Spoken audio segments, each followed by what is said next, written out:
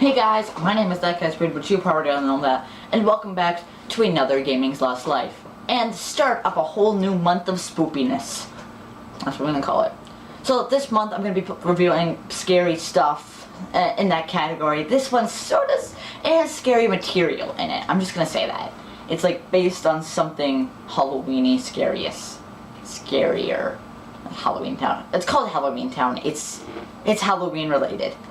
So I started this review all the way back in 2014 Christmas, and it was originally supposed to be the Christmas special for Gaming's Lost Life, and then it just ran out of time.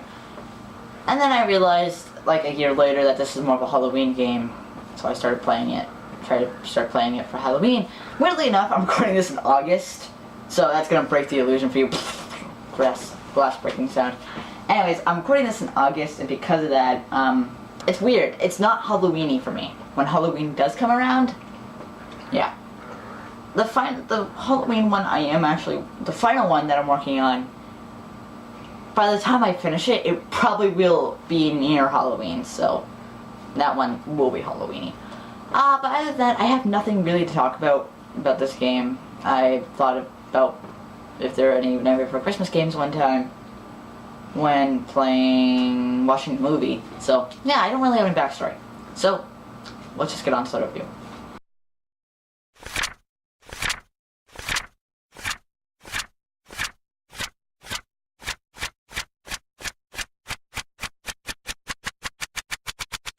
The original movie, released back in 1993, was a classic, with being not only one of the best stop-motion movies of all time, but one of the best Disney movies of all time.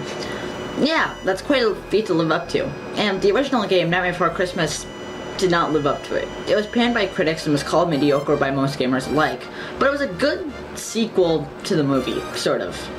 But 1 year after the release of Oogie Boogie's Revenge, another Nightmare Before Christmas game was released, and maybe it was time for Nightmare Before Christmas to go back into the spotlight. Let's just hope this one was received better.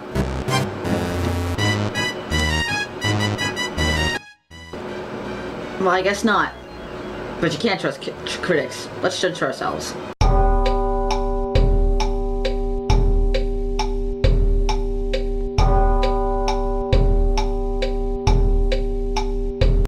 This game is based years before the movie, where Jack was just becoming the Pumpkin King, and news of this spread to Oogie. And because of this, he now wants to be the king, not only to prove he's the scariest person around, but to rule Halloween Town. And he asks his minions Lock, Shock, and Barrel to kidnap Jack. You know, those people from the original. But they make a mistake and kidnap Sally instead. But no matter, Oogie has a backup plan to release a bug army to kill everyone. I guess?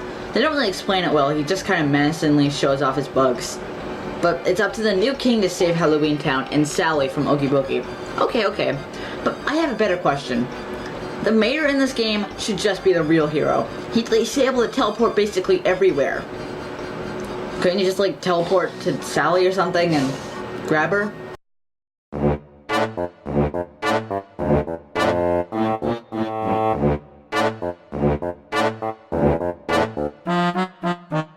I heard some people crap on the game saying it didn't look nice, but I think it's the opposite. The colors not only stand out for being colorful for just the game, but the colors also fit what the movie depicted almost exactly. Well, almost everything. True, it doesn't look as nice as some other Game Boy Advance games like Pokemon Fire Red, for example, but it's good enough for me because games aren't really about graphics. But one thing I do like in my game is music, and really, you're going to take the cheap way out for this game. All the music for this game is from the movie, just in 16-bit and without lyrics. I would have really wanted a whole new soundtrack, and this is one of the first signs that this game is somewhat tailing on the movie's success, like most licensed games. But still, at this point, I can't give a specific rating. So let's see about the gameplay.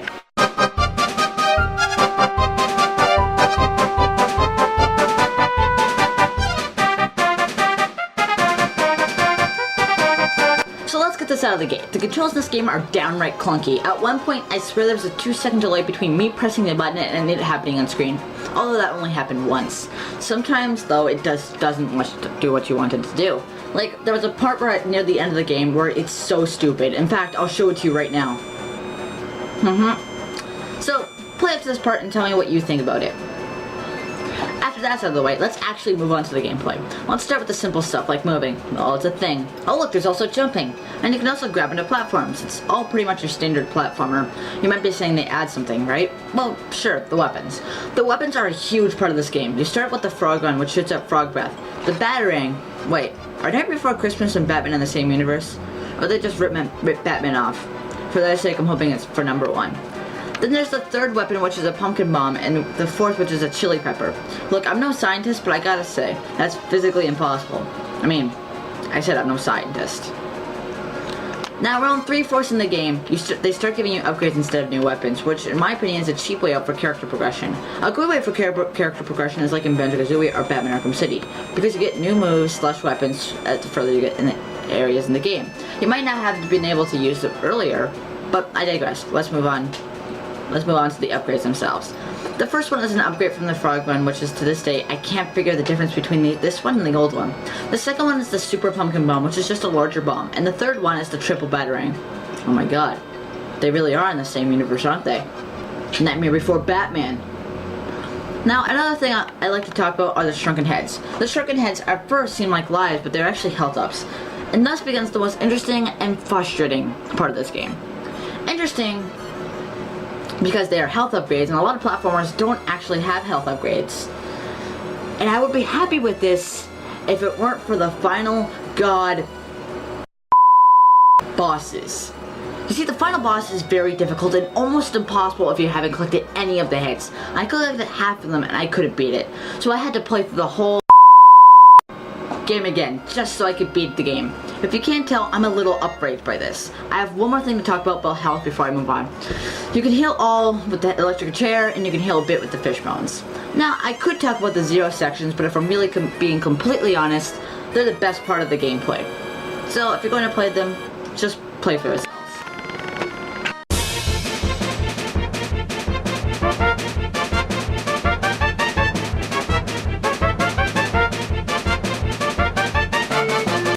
Tell, this game's hard, and has one of the most unfair spikes in difficulty that I've ever seen. If it were to be a graph, it'd be a straight line with a few bumps in the road, then BAM! A huge line going up blocks your path. I've already talked about the final boss and how I had to play through the whole game again, so other than that, there's not much really to talk about.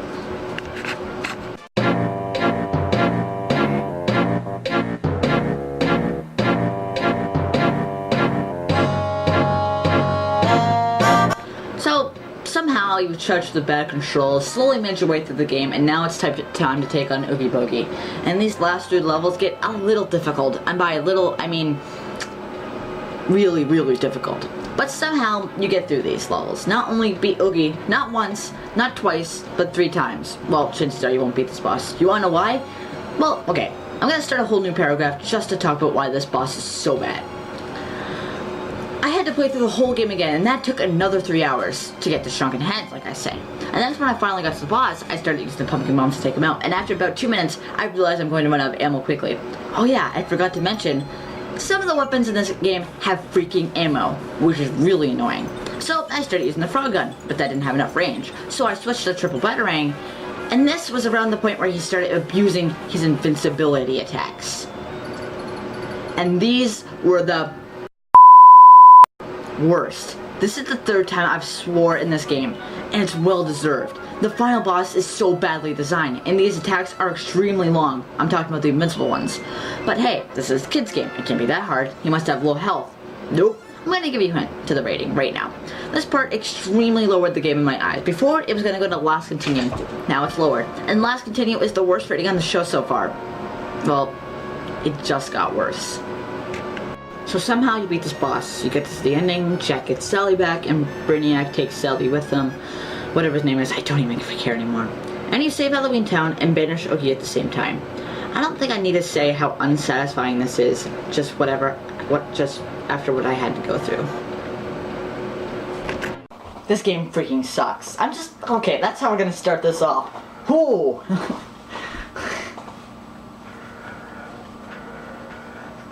I don't know why I'm finding this so funny. Psst. Okay, so, I don't know what to say about this game.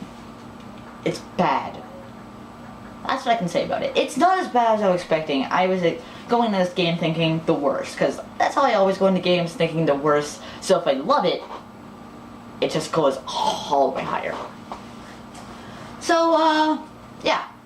It's not that. It's bad, but it's not as bad as I was thinking. The final boss is stupid, though. There are clunky controls. There's a fake sense of character progression, which I somewhat hate, where it's just upgrades. I don't know, it gets really annoying. If they do it right, it is good. But if they don't, it's bad. What else is there? I didn't really like the soundtrack too much. And that was mainly because they only used songs from the actual movie, which is really annoying. And I feel like I should be angrier about the game, but I'm not. And I don't know why, but I'm very calm and nonchalant about the actual game itself. So, all in all, I'm gonna give this a continue again. Continue again.